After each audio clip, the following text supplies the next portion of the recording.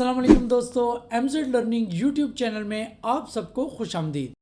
और आज की इस वीडियो में हम सीखेंगे कि हम मैकओएस कैटलीना की बूटेबल यूएसबी कैसे बना सकते हैं। बूटेबल यूएसबी बनाने का ये तरीका 100% सेफ और एप्पल रिकमेंडेड है और इसमें आपको किसी भी किस्म की थर्ड पार्टी सॉफ्टवेयर की ज़रूरत नहीं पड़ती। तो विदाउट वेस्टिंग एनी टाइम चलिए शुरू करते हैं आज के टॉपिक को।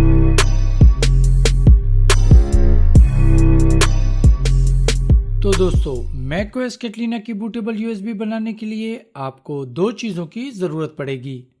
एक मैकओएस कैटलीना की, जो कि डाउनलोड होने के बाद आपके एप्लीकेशन फोल्डर में मौजूद होती है, और दूसरा 8 GB या उससे ज़्यादा कैपेसिटी की एक यूएसबी ड्राइव की।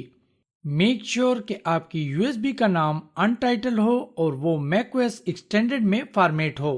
अगर ऐसा है तो आप इस नेक्स्ट स्टेप को स्किप कर सकते हैं। अगर नहीं तो आप अपने यूटिलिटीज फोल्डर में जाएं और डिस्क यूटिलिटी पे डबल क्लिक करके उसे लॉन्च कर लें। अब आप साइड बार में से अपनी उस यूएसबी को सिलेक्ट कर लें जिसको आप फॉर्मेट करना चाहते हैं और इरेज बटन पे क्लिक कर दें। फॉर्मेट के ड्रॉप डाउन मेन्यू से अगर मैकओएस एक्सटेंडेड जर्नल सिलेक्ट नहीं है तो उसे सिलेक्ट कर लें। मेक श्योर कि आपकी यूएसबी का नाम अनटाइटल हो।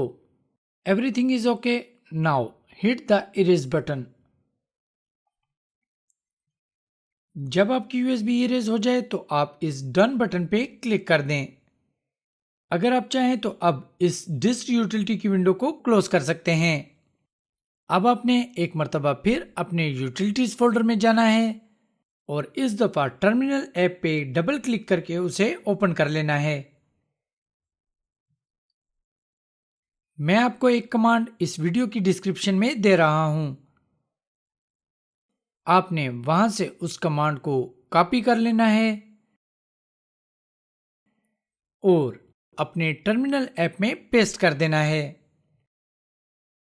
कमांड पेस्ट करने के बाद आप अपने कीबोर्ड से इंटर या रिटर्न की को प्रेस कर दें।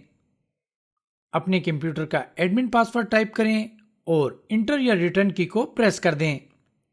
लास्ट में आपने अपने कीबोर्ड से Y टाइप करके इंटर या रिटर्न की को प्रेस कर देना है। लीजिए, मैकओएस कैटलीना की बूटेबल यूएसबी क्रिएट होना शुरू हो गई है। ये प्रोसेस थोड़ा टाइम लेगा। आफ्टर सम टाइम आपकी बूटेबल ड्राइव क्रिएट हो जाएगी और आपके सामने कैटलीना बूट ड्राइव क्रिएटेड का मैसेज डिस्प्ले हो जाएगा। अब आप इस बूटेबल ड्राइव से मैकओएस कैटलीना की इंस्टॉलेशन कर सकते हैं।